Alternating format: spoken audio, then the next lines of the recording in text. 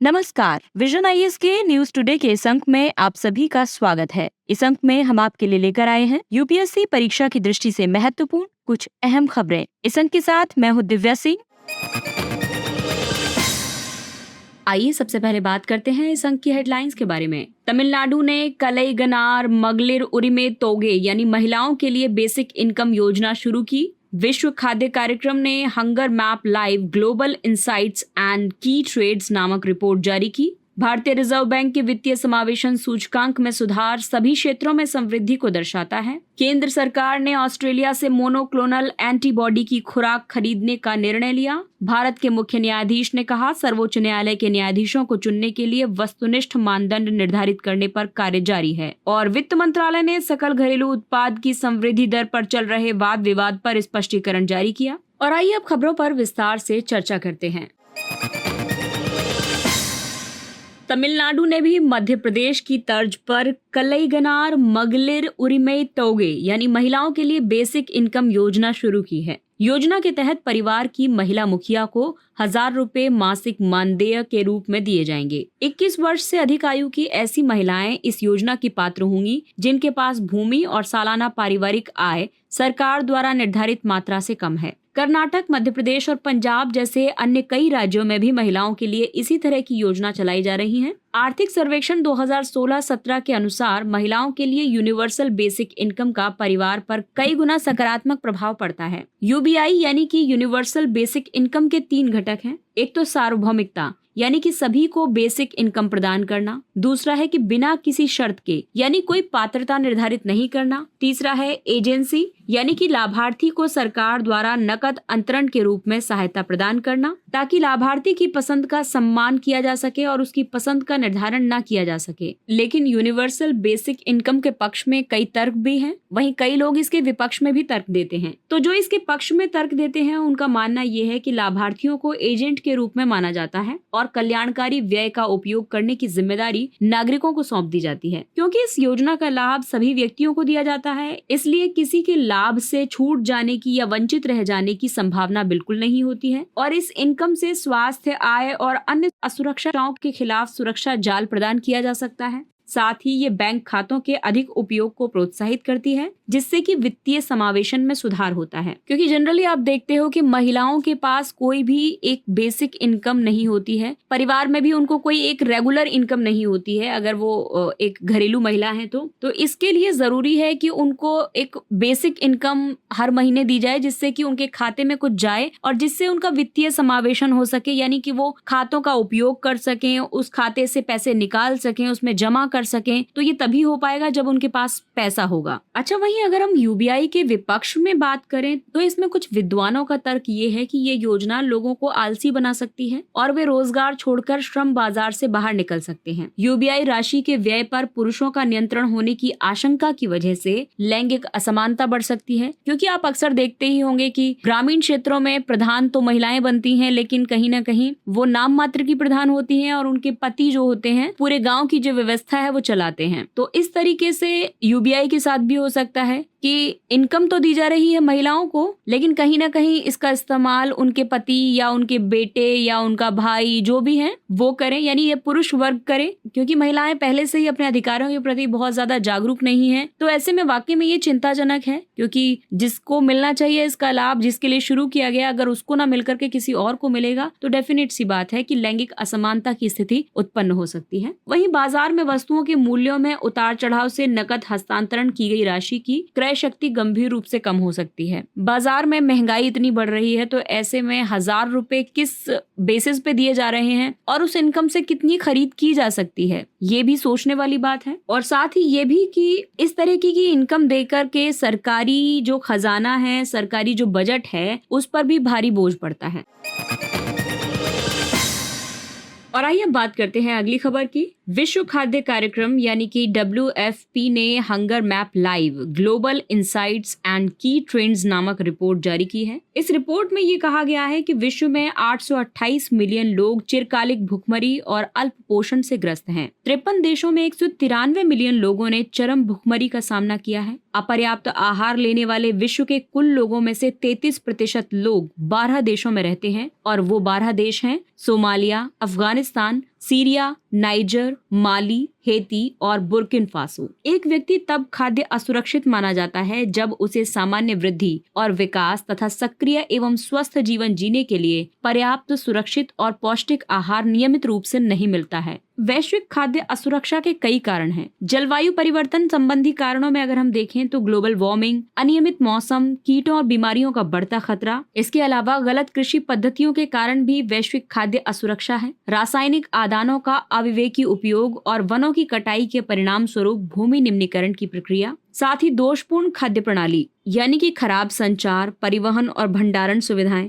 तथा असमानताएं भी दोषपूर्ण खाद्य प्रणाली को जन्म देती हैं। इसके अलावा खाद्य आपूर्ति श्रृंखला में बाधाएं जैसे कि कोविड-19 महामारी, अलग अलग देशों में संघर्ष होते रहते हैं। साथ ही रूस यूक्रेन युद्ध के हालात और काला सागर अनाज समझौते की विफलता भी खाद्य आपूर्ति श्रृंखला में बाधाएं पहुंचाने के लिए कुछ कारणों में से एक थी। और आइए अब बात करते हैं कि विश्व खाद्य असुरक्षा को कम करने के लिए कौन कौन सी पहलें शुरू की गई हैं। तो WHO विश्व के 57 देशों में खाद्य आधारित गंभीर स्थिति का आकलन करने के लिए रियल टाइम रिमोट मॉनिटरिंग कर रहा है। G20 ने 2010 में वैश्विक कृषि और खाद्य सुरक्षा कार्यक्रम शुरू किया था। इसके अलावा G7 और विश्व बैंक ने 2022 में वैश्विक खाद्य सुरक्षा संगठन लॉन्च किया था। G20 के नई दिल्ली घोषणा पत्र में भी खाद्य सुरक्षा की चर्चा की गई है। विश्व खाद्य कार्यक्रम की बात करें तो इसका मुख्यालय रोम में है। इसकी उत्पत्ति की बात करें तो इसे संयुक्त राष्ट्र की खाद्य सहायता शाखा के रूप में 1961 में स्थापित किया गया था। WFP यानी कि विश्व खाद्य कार्यक्रम भुखमरी की समस्या का समाधान करने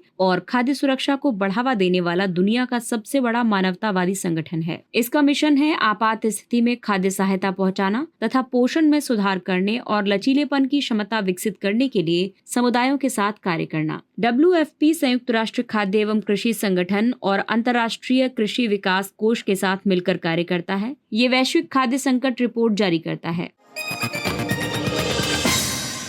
भारतीय रिजर्व बैंक के वित्तीय समावेशन सूचकांक में सुधार सभी क्षेत्रों में समृद्धि को दर्शाता है। RBI का वित्तीय समावेशन सूचकांक मार्च 2023 के लिए 60.1% है, जबकि मार्च 2022 में ये 56.4% था। मार्च 2017 में प्रायोगिक तौर पर शुरुआत के दौरान वित्तीय समावेशन सूचकांक 43.4% था। यह सूचकांक बैंकिंग, निवेश, बीमा, डाक और साथ साथ पेंशन क्षेत्र के विवरण को भी शामिल करके पूरे देश में वित्तीय समावेशन की स्थिति को प्रदर्शित करता है। ये सूचकांक 0 और 100 के बीच प्रतिशत के रूप में वित्तीय समावेशन की गणना करता है। 0 पूर्ण वित्तीय बहिष्करण या अपवर्जन को दर्शाता है और 100 पूर्ण वित्तीय समावेशन को दर्शाता है। साथ ही सूचकांक का निर्माण बिना किसी आधार वर्ष के किया गया है। ये 97 संकेतकों को ट्रैक करता है और उन्हें 3 उप सूचकांकों में विभाजित करता है। इसमें पहुंच यानी रीच को 35% भारांश दिया गया है, उपयोग यानी यूज को 45% भारांश और समानता यानी इक्वालिटी को 20% भारांश प्रदान किया गया है। वित्तीय समावेशन ये सुनिश्चित करने की प्रक्रिया को व्यक्त करता है कि सभी व्यक्तियों और हाशिए पर रहने वाली आबादी को सस्ती और उचित वित्तीय सेवाओं तक पहुंच प्राप्त हो। वित्तीय समावेशन का महत्व इसलिए भी है क्योंकि ये आर्थिक और संधारणीय समृद्धि को बढ़ावा देता है, समाज में गरीबी और असमानता को कम करने में मदद करता है। इसके अलावा समाज के हाशिए पर रहने वाले वर्गों को सशक्त बनाता है, साथ ही नवाचार को प्रेरित करता है और छोटे व्यवसायों को बढ़ावा देता है। इसके बावजूद भी वित्तीय समावेशन सुनिश्चित करने में कई चुनौतियां हैं, जैसे कि ग्रामीण क्षेत्रों में बैंक शाखाओं और ATM जैसी बुनियादी संरचना का पर्याप्त विकास न होना, वित्तीय निरक्षरता, फॉर्म भरने जैसी प्रक्रियात्मक जटिलताओं की विद्यमानता, यानी कि बहुत सारे लोग ऐसे हैं जो फॉर्म भी नहीं फिल कर पाते हैं। प्रच्छन्न शुल्कों यानी कि हिडन चार्जेस ने हाशिए पर रहने वाले लोगों को औपचारिक प्रणाली से बाहर कर दिया है। इसीलिए वित्तीय समावेशन के लिए कई पहलें शुरू की गई हैं, जैसे कि प्रधानमंत्री जन धन योजना, अटल पेंशन योजना, प्रधानमंत्री जीवन ज्योति बीमा योजना, स्टैंड अप इंडिया योजना, प्रधानमंत्री वय वंदना योजना और RBI की राष्ट्रीय वित्तीय समावेशन रणनीति।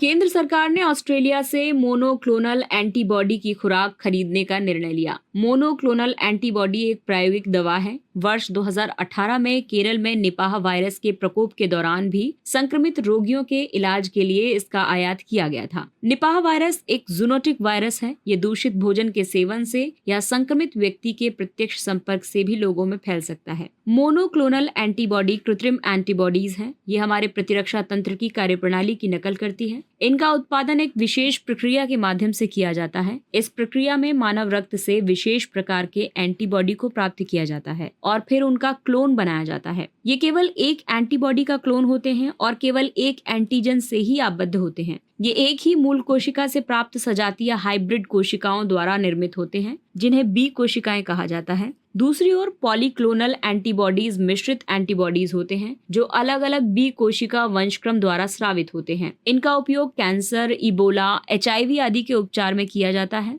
मोनोक्लोनल एंटीबॉडीज यानी मैब्स वायरल एनवेलप के एक हिस्से से प्रभावी ढंग से बंध जाती हैं। ये एनवेलप मानव शरीर में प्रवेश पाने के लिए मानव कोशिकाओं से जुड़ जाता है। इस तरह से वायरस को प्रभावी ढंग से निष्क्रिय कर देती हैं। MABS यानी मोनोक्लोनल एंटीबॉडीज से संबंधित कई चिंताएं हैं। इसके उपयोग से शरीर में विविध साइड इफेक्ट्स देखने को मिलते हैं। इसके कुछ उदाहरण हैं cytokine release syndrome reaction, allergy या एटोपिक विकार, इसके अलावा प्रतिरक्षा प्रणाली में विकार उत्पन्न होना आदि। एंटीबॉडीज हमारे शरीर में बनने वाले कुछ सुरक्षात्मक प्रोटीन हैं। ये हमारे शरीर में किसी बाहरी तत्व यानी एंटीजन की उपस्थिति में प्रतिरक्षा प्रणाली द्वारा उत्पन्न होते हैं।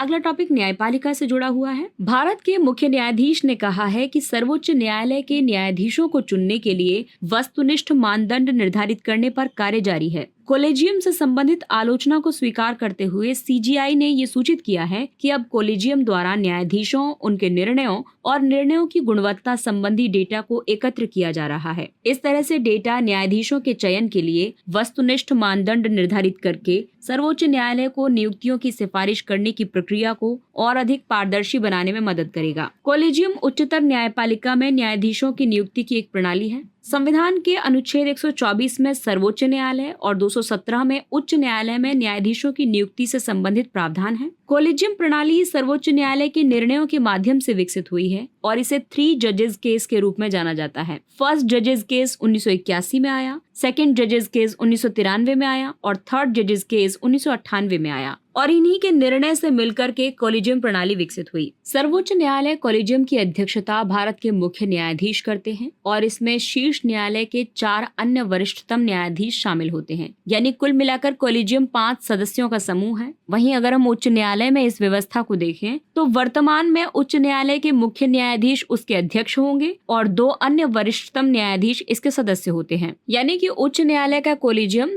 3 लोगों से मिलकर के बना है। अब कोलेजियम प्रणाली का लाभ ये है कि न्यायपालिका को कार्यपालिका और विधानपालिका के प्रभाव से बचाकर राजनीति से स्वतंत्र रखने में कोलेजियम प्रणाली काफी लाभदायक सिद्ध हुई है। हालांकि कोलेजियम व्यवस्था की आलोचना इसलिए की जाती है क्योंकि ये प्रणाली न तो संवैधानिक है और न ही इसका कोई वैधानिक निकाय है। इसके अलावा पात्रता मानदंड के लिए भी कोई निर्धारित मानक नहीं होने की वजह से पारदर्शिता और जवाबदेही की कमी है। सीमित प्रतिनिधित्व है क्योंकि अधिकतर समय महिलाओं और अन्य सुभेद्य समुदायों को इसमें जगह नहीं मिली है। और अब बात करते हैं अर्थव्यवस्था की। वित्त मंत्रालय ने सकल घरेलू उत्पाद की समवृद्धि दर पर चल रहे वाद विवाद पर स्पष्टीकरण जारी किया है। भारत के आधिकारिक GDP आंकड़ों के अनुसार अप्रैल-जून में GDP 7.8% की दर से बढ़ी है। हालांकि GDP की गणना विधि पर वाद विवाद चल रहा है। ऐसा इसलिए क्योंकि व्यय विधि के हिसाब से GDP की समवृद्धि केवल 1.4% है, जबकि सरकार ने ये स्पष्ट किया है कि उसने GDP की गणना के लिए हमेशा व्यय विधि का उपयोग किया है। GDP एक विशेष समय अवधि यानी कि आमतौर पर 1 वर्ष माना जाता है या फिर तिमाही होती है। इसमें किसी देश की सीमाओं के भीतर उत्पादित सभी तैयार वस्तुओं और सेवाओं का कुल मौद्रिक मूल्य है। GDP 2 तरह की होती है। एक होती है स्थिर कीमतों पर GDP या फिर जिसको कहते हैं वास्तविक GDP, और दूसरी होती है प्रचलित कीमतों पर GDP या इसे सांकेतिक GDP के नाम से भी जानते हैं। 3 विधियों के माध्यम से GDP की गणना की जा सकती है। ये है सांख्यिकी और कार्यक्रम कार्यान्वयन मंत्रालय के अधीन राष्ट्रीय सांख्यिकी कार्यालय GDP पर आंकड़े जारी करता है। GDP की गणना के 3 तरीके हैं। एक है उत्पाद या फिर मूल्य वर्धित विधि, जिसमें निवल अप्रत्यक्ष कर, नियत पूंजी का उपभोग, इसके अलावा कारक लागत पर प्राथमिक क्षेत्रक में निवल मूल्य वर्धन, कारक लागत पर द्वितीय क्षेत्रक में निवल मूल्य वर्धन और कारक लागत पर तृतीय क्षेत्र में निवल मूल्य वर्धन, इन सबको मिलाकर के उत्पादन या फिर उत्पाद से संबंधित मूल्य वर्धित विधि लागू की जाती है और इससे जीडीपी की गणना की जाती है। वहीं आय विधि में अगर हम देखें तो इसमें निवल अप्रत्यक्ष कर जोड़ा जाता है, नियत पूंजी का उपभोग जोड़ा जाता है, प्लस कर्मचारियों को प्रतिपूर्ति जोड़ी जाती है। इसके अलावा परिचालन संबंधी अधिशेष जिसमें कि किराया, ब्याज और लाभ जोड़ा जाएगा और सेल्फ एम्प्लॉयड की मिश्रित आय जोड़ी जाएगी। इससे आय विधि निकाली जाती है। वहीं व्यय विधि की अगर हम बात करें तो व्यय विधि में निजी अंतिम उपभोग व्यय प्लस सरकारी अंतिम उपभोग व्यय प्लस सकल घरेलू पूंजी सृजन और प्लस वस्तुओं और सेवाओं का निवल निर्यात जोड़ा जाता है।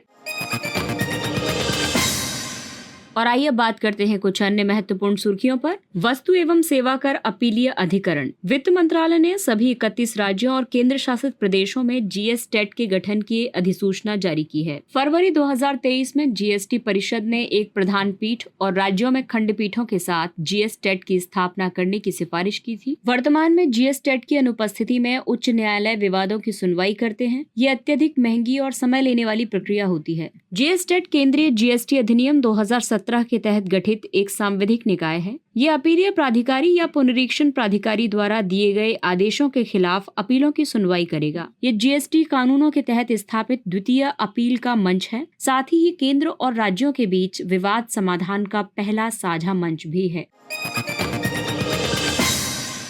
और अब बात करते हैं अगले टॉपिक की। अर्थशास्त्र में कॉब-वेब चक्र। ये एक ऐसी घटना को व्यक्त करता है जहां कुछ वस्तुओं की कीमतों में उतार चढ़ाव देखा जाता है। इस उतार चढ़ाव की प्रकृति चक्रीय होती है। ऐसा निर्माता की दोषपूर्ण अपेक्षाओं के कारण होता है। उदाहरण के लिए कृषि जिन्सों के उत्पादक पिछले वर्ष किसी उत्पाद की कीमत बहुत अधिक होने के कारण अगले वर्ष उसका उत्पादन बढ़ाने का निर्णय ले सकते हैं। इससे उत्पादन में अचानक से बहुत ज्यादा वृद्धि हो सकती है, जिससे कीमतों में गिरावट आएगी और इससे उत्पादकों को नुकसान हो सकता है।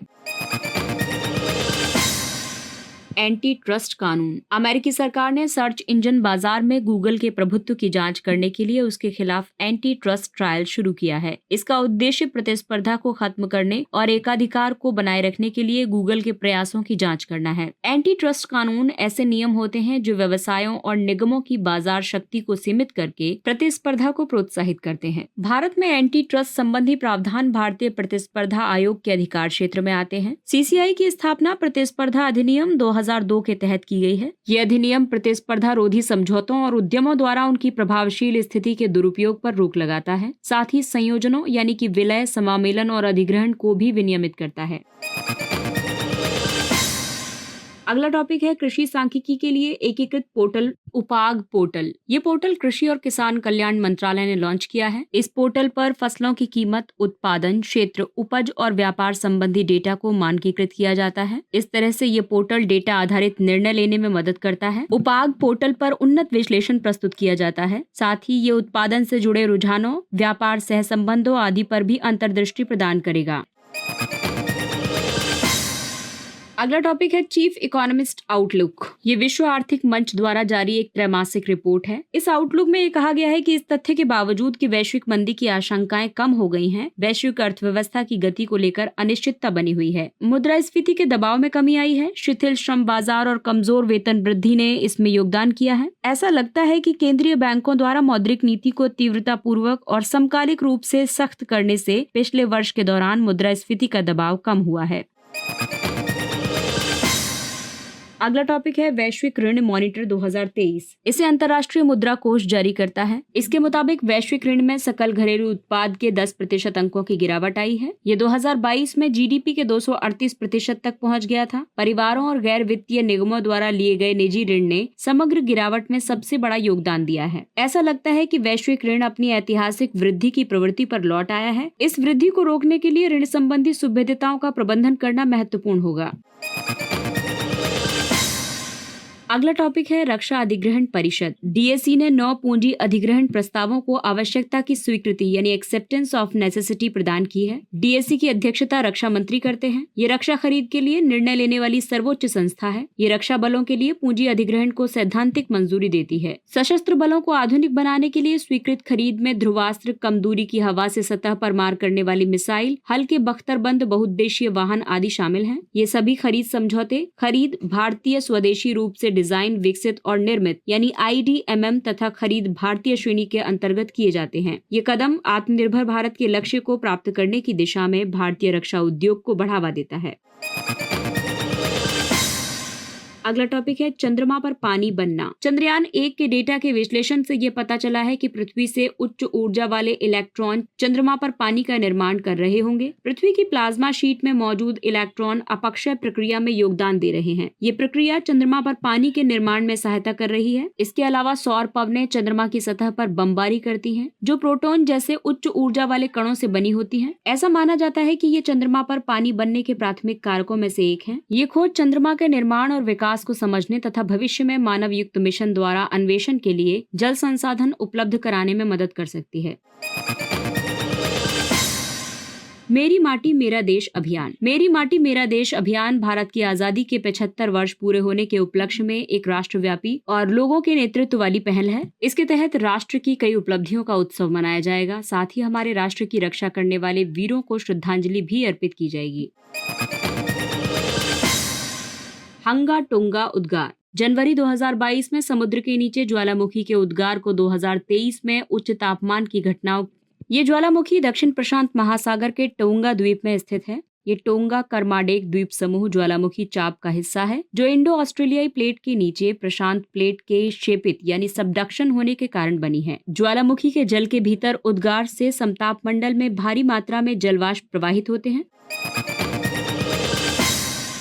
और आइए बात करते हैं सुर्खियों में रहे स्थल के बारे में। बुर्किन फासो, इसकी राजधानी ओगाडोगु है। बुर्किन फासो ने फ्रांसीसी दूतावास के डिफेंस अटैच को देश से जाने का आदेश दिया है। डिफेंस अटैच सशस्त्र बलों का एक सदस्य है जो विदेश में अपने देश के रक्षा प्रतिष्ठानों के प्रतिनिधि के रूप में दूतावास में कार्य करता है। ये पश्चिमी अफ्रीका का एक भू-आबद्ध देश है। इसके सीमावर्ती देश हैं उत्तर और पश्चिम में माली, उत्तर पूर्व में नाइजर, दक्षिण पूर्व में बेनिन, कोटे डी आइवर और घाना तथा दक्षिण में टोगो के साथ सीमा साझा करता है। बुर्किन फासो विस्तृत पठार पर स्थित है। सवाना घास भूमि यहाँ की भौगोलिक विशेषता है। यहाँ की मुख्य नदियां हैं ब्लैक वोल्टा, रेड वोल्टा और व्हाइट वोल्टा। ये सभी घाना में मिलकर वोल्टा नदी बनाती हैं। बुर्किन फासो की सबसे ऊंची चोटी है माउंट टेनकोरो। इसके साथ ही ये अंक समाप्त होता है। अगले अंक में फिर मुलाकात होगी कुछ अन्य महत्वपूर्ण खबरों के साथ। तब तक अपने लक्ष्य के लिए तत्पर रहिए और अगर आपको हमारा कंटेंट अच्छा लगता है तो इसे लाइक, सब्सक्राइब और शेयर जरूर करें। और अब हमें यानी विजन IAS की पूरी टीम को दीजिए इजाजत।